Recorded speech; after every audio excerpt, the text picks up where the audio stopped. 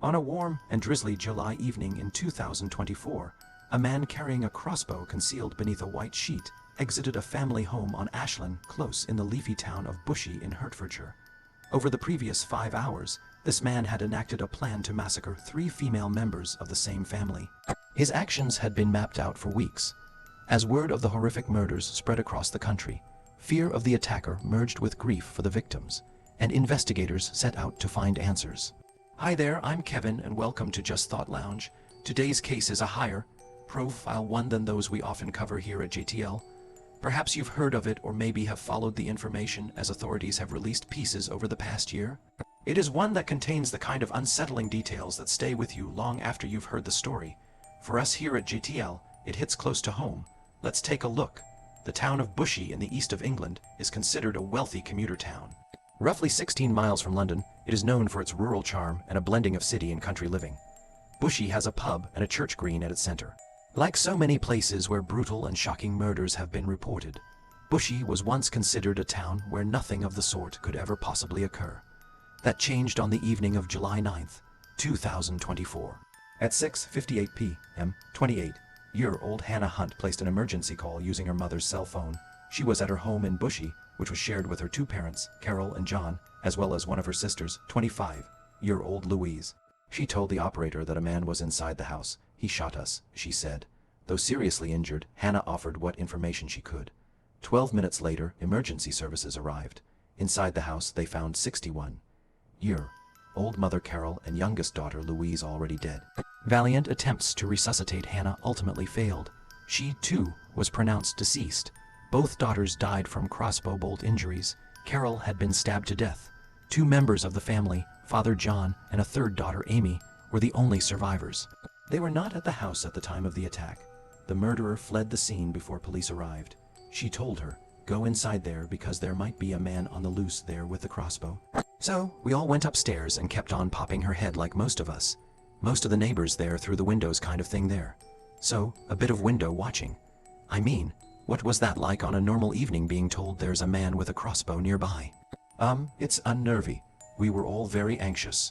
We were on edge all night, unable to sleep until the very early hours of the morning because we're just seeing a flood of blue lights, helicopters, sirens everywhere. We were all very scared. Bit of a shock cause it's a really residential area. And there isn't, nothing much ever goes on around here at all apart from people going back and forwards to work, and back and forwards to where they go. Never saw anybody around here carrying a crossbow at all. Never at all. As news of the killings spread from the streets of Bushey to the national media, many already horrified viewers were further devastated to learn that the victims were family members of a familiar public figure. BBC racing commentator John Hunt and AP McCoy get up. Of course he did. John was covering a horse racing event miles away when his wife and daughters were murdered. The last text he had from them came from Louise's phone at 5:52 p.m. and asked, "What time are you home?" John replied that unfortunately he would be late. "Saturday races have a later start than usual," he said. Then he wrote, "Everything okay, sweetness." Only later, the husband and father would learn that this last message was received not by his youngest daughter, but rather her killer. The family was extremely well liked in the community. They were also a close household. 2 daughters in their 20s still happily lived at home. They even vacationed together as a family. Both women had also launched their own successful careers. Hannah had established herself as a talented beautician, first working at a local anti-aging clinic and later launching out on her own. She was in a long-term committed relationship with a man named Alex Klein. Louise had set up a small pod in the family's back garden where she ran Groom and Glow, a dog grooming service. Friends spoke of their shock and grief, also of the wonderful people that Louise, Hannah, and Carol were. "One of the loveliest persons, loveliest girl I've knew. Always had a smile and very positive, hardworking. So genuinely a really, really sweet person. Just a lovely girl. I just can't believe it's happened. It's like I say, it's a thing nightmares are made of. She was the nicest, kindest, sweetest person that you could ever meet. Beautiful, beautiful person." The hours and days after the murders grew tense, not just in Bushey, but across London, where officers with firearms were dispersed in search teams at targeted locations in the city. Their aim was to locate the killer, still armed with a crossbow. Though the suspect had escaped before emergency services arrived, law enforcement none the less knew exactly who they were looking for. It seems that Hannah, who had arrived home in the midst of the attack, had managed to send off a text to boyfriend Alex before being shot. Then, after sustaining her injuries, she had reached her mother's cell phone and managed to tell the 999 operator who was in the house. In her text, she wrote, "Call police immediately to mine now. Kyle here, police now. He's tying us up." To the operator, she said, "My sister's ex-boyfriend has come in and he shot us." The man she was referring to was Louise's recent ex-boyfriend, 26-year-old Kyle Clifford. Kyle was the third of 3 siblings raised in Enfield, North London. It was in this area that initial efforts to locate Kyle focused. His family home was raided and searches carried out. Police also raided his brother's former address in the Enfield area, but with no success. Helicopters and drones took to the sky to assist, while the public was warned to keep an eye out for Kyle. But if he is spotted, Hertfordshire police instructed the public to stay as far away from him as possible. Crossbows can fire accurately from a surprisingly long distance. Our overarching objective today is to protect public safety and to locate Kyle Clifford, who is wanted in connection with the murder of the 3 women in what we believe is a targeted incident. We have extensive police resources deployed to various locations in North London and also the Bushey area of Hertfordshire. The manhunt also involves armed police officers and specialist search teams responding at pace in the wake of what has been an horrific incident involving what is currently believed to be a crossbow, but other weapons may also have been used. If members of the public see Kyle Clifford, they urge not to approach him at any point and to dial 999 immediately. News stations provided live coverage of the ongoing search. Then, on July 10th, reports emerged that Kyle was seen in the Lavender Hill Cemetery near his home in Enfield. Teams of armed officers descended on the cemetery from every angle. There they located Kyle. By the time they reached him, he had fired one last crossbow bolt. This time he was the target. Kyle was rushed to the hospital, where over the following 10 weeks he would receive life-saving treatment.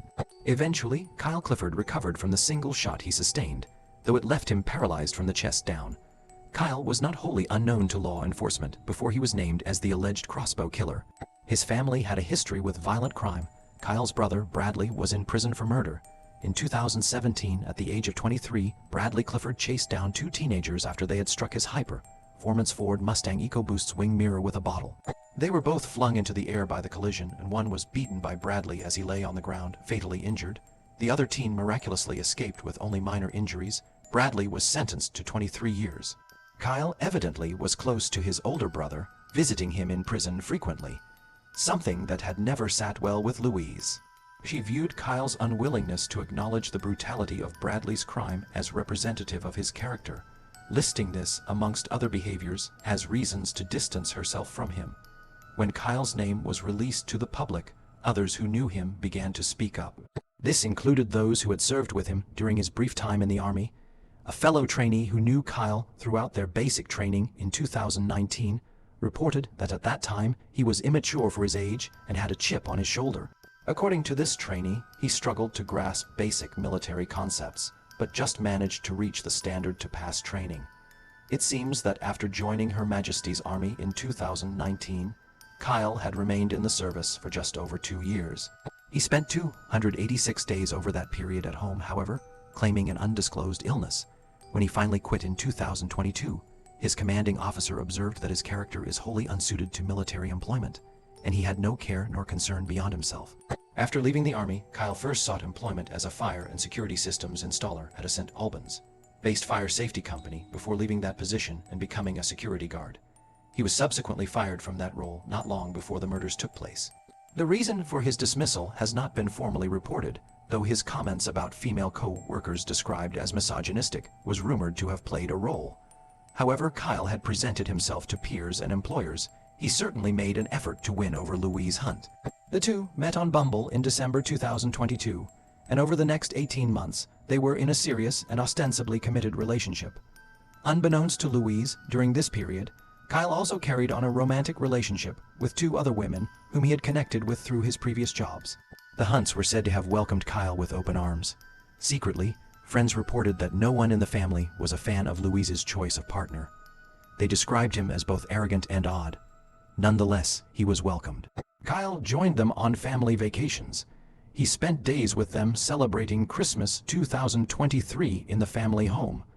The breakup came in late June after the couple attended a wedding for a member of Kyle's family in the north of England. After traveling for hours for the event, Kyle boasted to Louise in front of other guests that he had slept with some of the other attendees. She later wrote to him that she found his treatment of her belittling and embarrassing. She wanted to end things. In the messages later retrieved by investigators, a pattern of attempted manipulation by Kyle emerged. After Louise expressed her discontent with the relationship, Kyle was at first defiant. He angrily pushed back at her, claiming that she was always making him the bad guy. When she did not back down, he feigned indifference. If she didn't like the way he acted, or who he was as a person, so what? Her loss. Then when that tactic also failed to bring her around, he tried begging. He could not imagine his life without her. He thought she would be his future wife. He would do anything for her. Louise, after a year and a half of what friends depicted as a controlling and unhealthy romance, stuck to her guns and called it quits. Her final text to Kyle read, "I'm sorry, Kyle, but I can't continue with what we have. I feel like it's been broken, and I can't ignore how I've been feeling or made to feel in our relationship over the course of the year. I just feel right now I owe it to myself to take some space and walk away. For my own sanity and health, I never want there to be anything nasty between us ever. Take care of yourself always, please." Eventually, Kyle responded with a message that must have set Louise at ease. He wrote, "Thank you for the clarity, Louise, so we can both start our healing process. I love you so much, and I will for a very long time. I will always be here for you if you ever need me. Please don't hesitate. I wish you all the best and take care of yourself, too." Louise proceeded to do exactly what she had stated. She kept her distance from Kyle and assured herself that she had made the right decision. Just days following the breakup, she made a note on her phone. It was a sort of reminder of the reasons that she broke things off. It read, "When you're sad, look, his brother is in prison.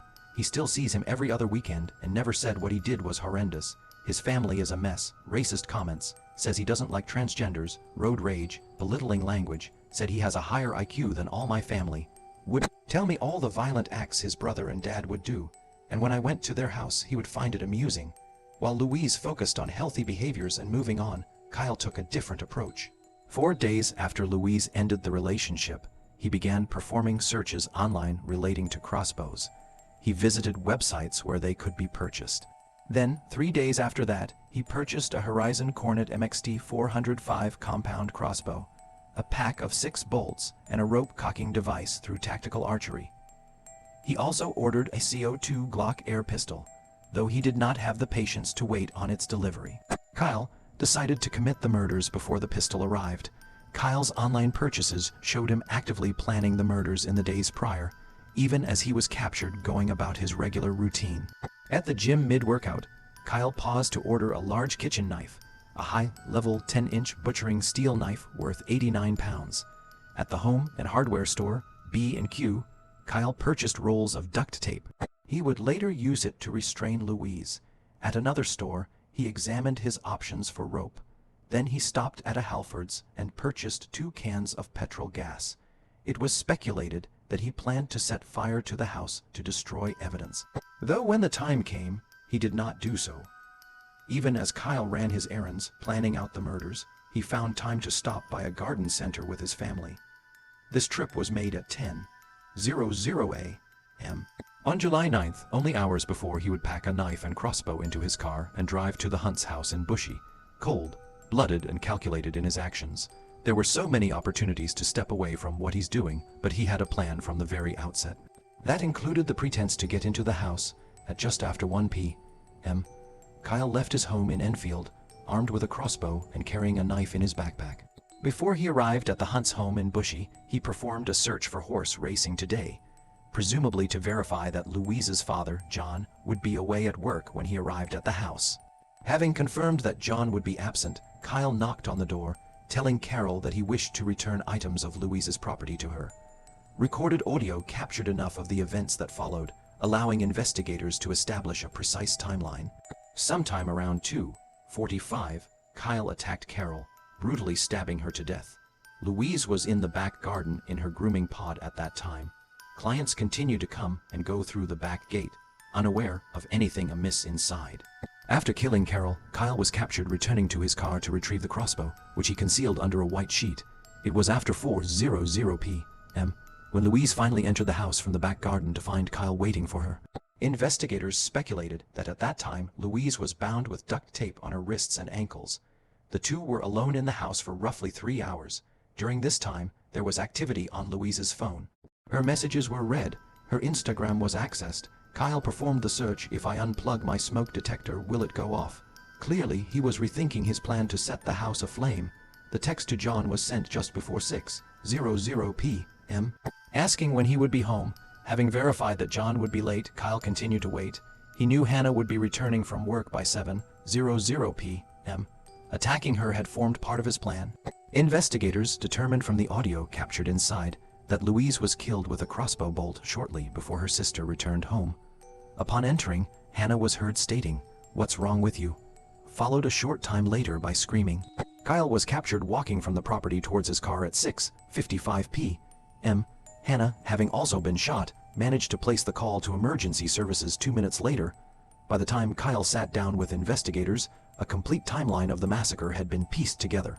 They had surveillance footage, cell phone data, doorbell recordings, and Kyle's own written notes which had been saved on his device. When presented with this evidence, Kyle Clifford made only a few short statements. He stated, "Sorry, and what I have done is atrocious." To everything else put to him, he replied, "No comment." Do you accept, Kyle, that based on the evidence that this is a premeditated murder of 3 people? No. Do you accept that you have meticulously planned this murder from the moment that you split up? No comment. From the moment that she sent you that text message at the end of June, you began to plan her murder? Yes. On his phone, investigators discovered a letter written by Kyle and addressed to his family. It was divided into parts, each one dedicated to a different family member. Its tone was one of self-pity. It was clear that Kyle viewed himself as the victim. "Please don't think of this as me throwing my life away. I have lived and I am grateful for everything and everyone that has been a part of it. It is now my time to leave and be at peace, as this is what I ultimately want. I know you will all have so many questions and wish you could have done something different to prevent this. However, none of you have failed, and there is simply nothing any of you could have done. This is my decision to just be at peace. You all have to take care of each other and speak to each other, as that'll be the best thing for you all. I love you all so much." Do you okay going on? When you wrote that note, had you already planned the murders of Louise, Carol, and Hannah? So, I'm interested in the words "prevent this." So, tell me what you mean by "prevent this." Do you mean the murders of Carol, Hannah, and Louise? No comment. Reading this letter aloud was the only time during the interview in which Kyle demonstrated any emotion. Kyle Clifford eventually pleaded guilty to the 3 murders, as well as charges related to his possession of offensive weapons, the knife and the crossbow. But there was one charge brought by the Crown to which he refused to admit guilt. The Crown alleged that Louise Hunt was raped by Kyle Clifford on the day of the murder. Based on DNA evidence, they alleged that the crime had taken place over the roughly 3 hours when Louise was held captive in her home. Even though the physical evidence of his guilt was overwhelming, Kyle Clifford nonetheless forced this issue to trial. No one involved was able to provide the reason he would fight this one allegation while admitting to all others. It was speculated, however, that this was Kyle's final bid to assert any form of control over his situation. The trial began in early March 2025. Kyle refused to attend the proceedings. A jury heard from medical experts who testified to the DNA evidence. The defense asserted the DNA sample linked to Kyle was from just over 2 weeks prior, when the two were still a couple and engaged in a consensual relationship. The prosecutor asked forensic scientist Martin Whitaker if the findings of intimate samples taken from Louise could be explained by intercourse taking place 16 days prior. The scientist told the jury that was not a reasonable explanation. 1 to 2 days before maybe, but not 16. The jury took only 45 minutes to find Kyle Clifford guilty. "You first killed her mother, Carol, who even on that day showed you nothing but kindness in the moments before you attacked her. You raped and killed Louise, who had been as gentle as she could in ending her relationship with you, after your arrogance and anger proved too much for her to stand. Then you murdered Hannah Hunt, who had done nothing to harm you, save supporting her little sister. The evidence I have heard shows you to be a jealous man soaked in self-pity. a man who holds women in utter contempt. Kyle was sentenced to 3 whole life orders for the murders and 30 years on the other charges. He will never be released from prison. John Hunt offered a powerful and moving victim statement. He spoke of his grief and anger to the man who so brutally murdered his wife and 2 of his daughters. He stated, "Just remember one thing, whatever misery lies ahead for you, on your dying day there will be no release for you. The screams of hell, I can hear them now. When they roll the red carpet out for you, your miserable fate will last for eternity." And that was the tragic case of Carol, Hannah, and Louise Hunt. Thank you for joining me, and a special thanks this week to Midori, Jade, Flying High, and Matt Rand for joining the Members Lounge. Your extra support is really appreciated. I'm Kevin, this is Just Thought Lounge, and I'll see you in the next one. Got to be selective, doing all the research, keeping it objective, always been effective. They say he got a neck, pick a litter. You see how Newton got his back. Yeah, the content that you need. This could be a new sign. We talking the comments, they lines, tune in and hit like, love that. It's too kind. Feels like the whole world is online for true crime. Watch him on a run, but it's not a race. Really hard to disappear without a trace.